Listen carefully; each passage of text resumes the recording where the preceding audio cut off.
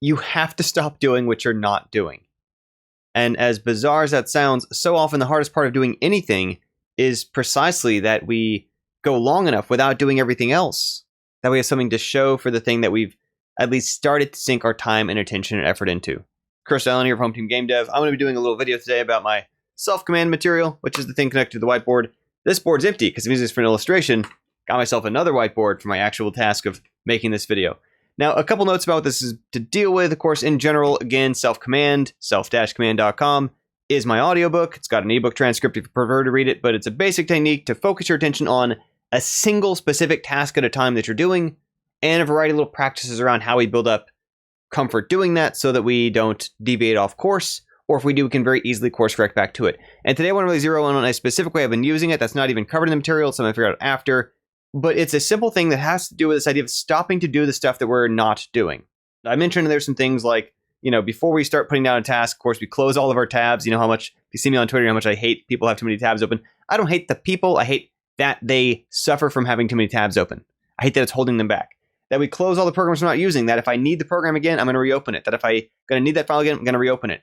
That we don't treat open programs and tabs as if they are a to-do list somehow. That's part of it. And in this case, what I focus on is really this exercise that I've started doing that helps me kind of let my waters get still. And I do mention in there that you can use these things not just to drive yourself to get a task done more efficiently, not just to hammer down on something that needs to get done for your work. It can also just be to meditate, to relax, to rest, to read, to listen to music, to just listen to music, to watch a show, to just watch a show where you're not simultaneously fiddling on this thing, etc. But this is a specific one that's real easy to do, and I don't even want to go so far as to frame this as meditation, but it's got some things kind of in common with it. And I'll literally just write, I did nothing. One of the things you'll find out in there is that first person past tense helps. Until. Sometimes we use the word by for tasks we get done by a certain time. Here I'm saying until. And now I look at now plus 5 minutes. So at the time of this recording, this instant, it's 6:20. I'm going to say 6:25 p.m. I did nothing until 6:25 p.m. Now, another thing else I mentioned in self-command, a couple other things, right? As soon as I write it down, I start to do it. So in this case, I start to do nothing. And of course, here, this is my backup prop board since this is the real board doing the video. But also, I point out that you don't want to have to constantly be looking at the clock. That if you're looking at the clock, you are doing something. It is tying up your attention. It's one other thread you have tying up your mental RAM, which isn't exactly how the brain works, but it's close enough to be useful for us by way of analogy. So I go to my phone. I set a 5-minute alarm. 5 minutes. I press start. I turn off my screen so I'm not looking at the timer because looking at the timer is doing something. And I just sit for 5 minutes. And here's where it gets tricky. Of course, if I was actually doing this, I wouldn't still be talking. But, I'm not listening to music right now while I'm doing it. I'm not actively trying to sort out my thoughts for the day. That's something separate I might assign myself to do. I said doing nothing. Sorting out tasks and thoughts for the day is something different. But inevitably, we get fidgety. We have these little compulsions that have been habituated into us by, at no fault of your own. I'm not blaming you for this, or myself, maybe letting myself off the hook too easily. Companies have a lot of money and a lot of experts finding ways to design devices and websites to draw us to compulsively clickety-click, check our tweets, check our Facebook, check our Reddit, check our inbox, check our whatever, check our Instagram, scroll on TikTok, all of the above. And when we let those things happen to us, here's what's really happening. You know, again, how I feel about tabs. We're keeping those tabs open. It's staying open because in the back of your mind, you're still constantly asking, when was the last time have I checked it? Have I checked it recently? Could there be new stuff there? So here's what this 5 minutes is about. That if during that 5 minutes, I interrupt it, and maybe there's a valid reason to. Maybe something comes up, I got to answer the door, I got to whatever. That's fine. But I start over. Until I can make it the 5 minutes without compulsively letting myself open a tab, check my phone, turn on a song, do something fidgety. And, I'll make an exception besides drinking water. In that case, oops, I interrupted it, did something else. And, it says I got 3 minutes left. No, I don't actually have 5 minutes because I interrupted it doing something else. So I delete my timer. I update my time on the board, fully erase it, not just the time, because I think part of the habit that we build with ourselves is that this is kind of the little micro ritual, not in any belief kind of sense, just as a matter of the habit we establish, what this means to myself. I did nothing. Once again, first person past tense, did nothing until 6:28 p.m. start my timer, turn off my screen so I'm not looking at the timer, and I just sit and chill for 5 minutes. And part of why I think this is so important is that if you can't take 5 minutes out to let your waters get still, is what I'm calling it. Of course, again, just think of little waves, let them settle out. Then you're leaving so many ongoing tasks, still cycling from the night before, the day before, stuff in your back burner, stuff in the back of your mind. You're keeping all those things still rolling and going in a way that's going to prevent you from being nearly as efficient for not only the rest of the 55 minutes of the same next hour, but the whole rest of the day. To have given yourself that moment to take some distance and just do nothing. And here's the other part I really like about what this starts to enforce into us, and it's a general habit that's good to maintain, and I continually work at it and improving at it. But it's the same notion of, oh wait, hold on. If I do that, just like with closing my tabs, just like with closing my programs, I'm going to lose what I was doing. Exactly. So here's where instead, maybe before this, maybe the step before I put that down, what I put down instead is that bookmarked the sites I would need to reopen. I've been using Workflowy lately instead of Trello for some of my personal notes. If there's some things where I had up a text file, if I had up a screen flow of a video editing I was doing for Indicate or something, I make a note in there of what I was doing. And this is really great because that means I can close it there. I can close it up here. And when and if I hit it in my to-do list, I have the record of it. And another way to think about the importance of this, right, is like if your computer crashes and you lose your tabs and you lose the programs you had open, how much trouble are you in? How much information are you going to never pick up again? And there's two ways to look at that. The information you won't pick up again. One, apparently wasn't important. Didn't come up again. One didn't actually need to get done. You were never actually going to read that tab. You were never actually going to do that task. You were never actually going to follow up the communication. Whatever. It's fine. Possibility two is that it was still tying up cycles in your attention. And here's where I think we make the mistake of blaming ourselves too much. Of feeling like, why am I not more efficient? Why can't I focus? Why can't I concentrate? Why am I not as effective or as efficient as somebody else out there I see on the internet? And one of the reasons, and again, I'm not blaming you. This is something where, again, big companies with very smart people working for them dedicate their design efforts to try to find ways to keep themselves in your brain, to keep themselves running a thread, because they want to sell your eyeballs. They want to sell your attention. They want to sell your finite breaths and heartbeats on this earth to advertisers. So that's part of what's going on there. But here's the deal. As long as you're keeping those threads open, your attention, you're sort of doing everything with one hand tied behind your back. You're at a disadvantage because you're working at half capacity. It's like if you had a great computer, but you're constantly, rendering videos in the background of trying to play games, and you're like, oh, my computer's chugging. Why is my great computer performing so badly? It's not the computer's problem. It's the decision to run that software in parallel. It's the decision to not close everything down, to let it just do the thing it's needed to do efficiently, effectively, so it's done sooner, so you can go on to the next thing efficiently with clarity and that kind of thing. So often when we have those fidgets, when we have those things drawing our attention off to the side rails of checking this and checking that, and, did I get more views on this? Did I get more responses on this? Or did I get more replies? Anybody comment on my post? Heck, even if we're just browsing Reddit, if we're browsing something that we didn't even engage with, maybe we're lurking somewhere, part of what we're really doing there is we're often fidgeting and fishing for a distraction. We're fidgeting and fishing for something to take my attention away from the thing at hand. And it's so important to not give ourselves something we can fiddle with just to keep us from dealing with the more important, actual hard next step of the thing we mean to be doing. We are making progress on something. We could be doing the right thing. We know what we mean to do, but it's so tempting because there's something comfortable or easy, or there might be. And it's sort of like if I check my phone, hoping there's notifications. Please, someone distract me. Please, someone take me out of this. It's like if someone's studying for an exam and a friend knocks on their door, is like, hey, you want to get out and get some food? Oh, please, thank you. Let's get out of here.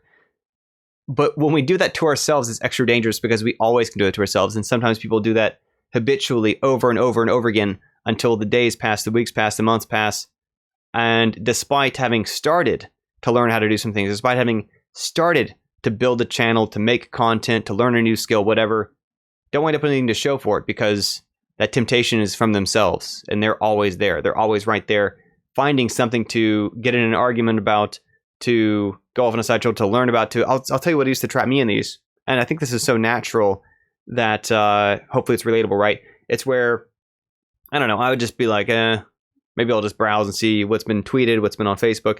And I'd see something And I feel like I have an idea to reply to that. I saw a resource that might be relevant to that. I want to help these people out. So even though what began as a 30-second, I'm going to check it out and just browse one of these feeds, I'd be like, you know what? I got to find that article. I can't quite remember what was that article that mentioned this, but it's totally relevant. It would help my friend out. I want to help my friend. I want to be useful. So I'm going to go find that article. Suddenly what's supposed to be a 30-second distraction turns into a few minutes of me digging.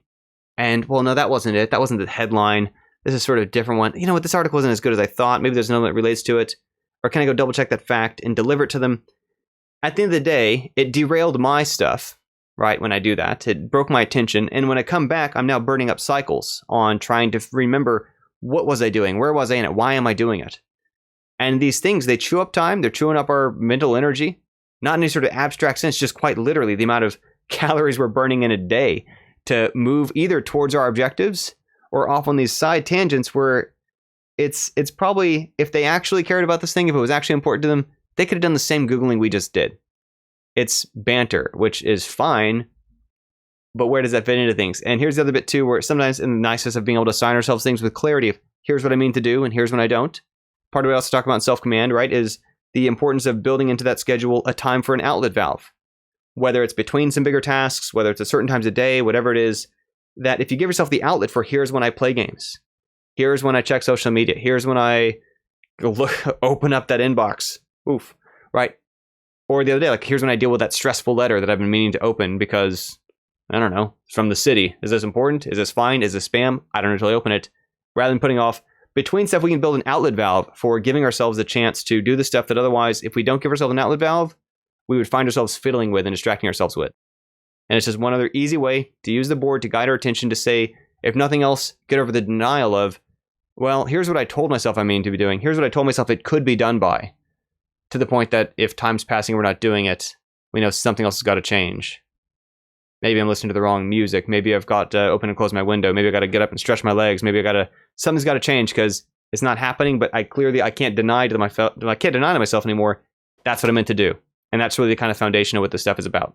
And so this is, again, not to make anyone feel bad about if you are caught up in the rush of things, if you're caught up in the busyness of things. This is partly trying to give a lifeline, right? This is throwing out a life preserver on a rope to say, hey, grab this. Let's pull you back in. Let's find a way to create just a little moment of distance from the things we feel caught up in, because so often those things we feel caught up in, they feel urgent, they feel like they have our attention, they feel like, I can't let these thoughts down for even a moment or it won't get done. And it creates a structure where we have to let them out. We have to put them down. We have to jot them to get them out of us. Another thing that's talked about in self-command, because it helps us to then focus on doing the things that we're trying to do. We do them better. We do them faster. We do them sooner. And part of why this material got created and tested and built in Home Team Game Dev, of course, the main thing that I do, is precisely because it helps unlock and enable people who have resources, and we want them to be able to get through those resources. People who have opportunities to work on teams, we want them to be able to leverage those opportunities before those pass them up. Since we release things on time, right, if you don't get involved before the game's released, although any given week you could, if it passes you by, it's too late and you missed your chance. And so we need to be able to help empower people to do that, and we get the results of people doing that, but this is something that obviously is much more generalizable than just making games. That's why I generalize it for self-commands, for if you're trying to start a podcast, make an ebook, do YouTube videos, all kinds of stuff, run your own business. Heck, use social media differently. Whatever it is, it's a simple formula, simple technique, literally is writing on a whiteboard most of the time. And then, like I say, there's various ways we build up to getting better at it. There's a right and wrong way to do it to get better effectiveness out of it in terms of how we think about what we put on there. How we frame, that was the 5 minutes, how we frame our criteria of what success looks like on it. And various kind of things that otherwise, if we get those wrong, if we pick the wrong tasks early on, can lead us astray. And a couple other points about this, right? I know this is something, again, I put a lot of work and time into, developed over a span of time, did a bunch of research and reading around. As simple as it seems, that simplicity takes a lot of work to get to. It is at self-command.com. My usual mention, there is a volunteering option if that's what you need. But additionally, I want to offer and make clear too, there's also a 4-month return period. 4-month, 100% refund, no questions asked if it's not getting exactly what you wanted out of it. That's going to be pretty rare to find. Additionally, also connected to that is a full friends and family sharing license. What that means is literally you can just straight up give the files to your friends and your family if you think it's going to help them out too. And that's because I'm so confident it will. And recognizing that suddenly, if you give it to at least one other person who will use it, you basically, at a per person level, got it half off. If you share it with 3 other people, you essentially each got it at 25% off. Maybe they're not paying you back because you gifted it to them, but this is something where it's so important to me they get value out of it. And to go back to the thread from some days ago about the cost of free things, right? Because free things are never truly free. I think the important difference here and why I think that model is still something I kind of reason through, okay, well, if it's not the volunteering option, you can get it from a friend or family member, is because obviously we give special significance to we will take seriously. If someone gave this to me and said, hey, I think this might help you out, we're more likely to actually use it than if we just added it to a download folder and had no connection to other people. People are another thing that keep us connected is part of also why, like the other day talking about Home Team Game Dev, when people are connected, stuff happens. Stuff gets done. People follow up with each other. People check in with each other. People have expectations for each other. We are deeply, even those of us who are kind of introverts, deeply social creatures at our core in a way that if I know someone knows that I'm supposed to be checking this out or trying this, and it's an audiobook, you can easily get through it.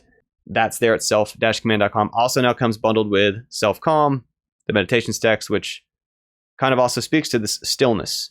And part of why I created that whole material around it as a supplement to it and put it together is because if we can't calm down what's happening in here, then it doesn't matter because we wind up spinning our tasks the wrong way. And so something as simple as this, it's not quite 5 minutes. Sometimes I wind up at 8 minutes. Sometimes it winds up 10 or 12 or 15 minutes. It's almost a little trap, right? It's a little, you can think of it as a barrier, a roller coaster, right? It's got that little thing. It says if you're at least, must be at least this tall to get on the coaster. Well, in this case, it's simply a thing that says, in a very easy way, you must be at least this calm to start your tasks. Because until you are, you're going to screw it up. You're going to cause more bugs than you fix. You're going to put people in more knots than you're going to untangle.